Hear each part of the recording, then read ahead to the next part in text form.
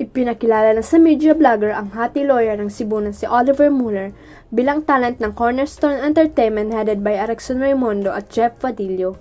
Unang exposure ni Oliver sa It's Showtime at kaya siya sumali pala sa Especially For You segment ay dahil crush niya si Kim Joo, kaya tinutukso na agad siya sa actress since pareho naman silang taga Cebu.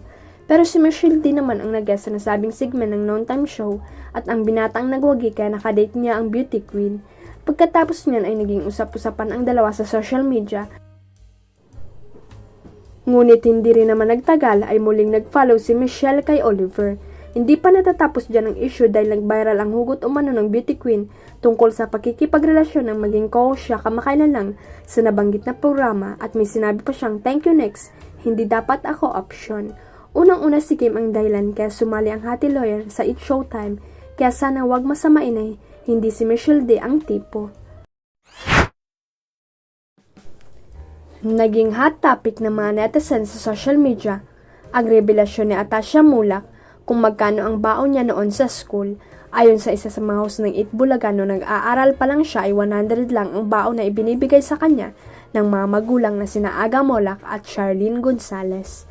Siya ang financial expert at life coach na si Chinky Tan nang marinig ito kay Atasha sa therapy segment ng Itbulaga kung saan siya ang naging contestant. Tinanong kasi ni Bossing Bigsuto si Atasha kung magkano ang baon nito nung nag-aaral pa lamang at nang sabihin nga ng dalaga ang halaga nagulat si Chinky. Wow, grabe sino mga magulang mo? Parang gusto ko ipabarangay ang birong hirit ni Chinky. Sagot ni Atasha, sila yung kaibigan mo po.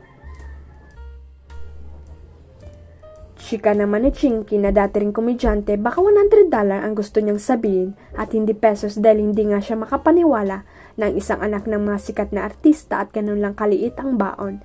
Pero inulit ni Atasha na 100 pesos lang talaga ang dala-dala niyang cash sa school.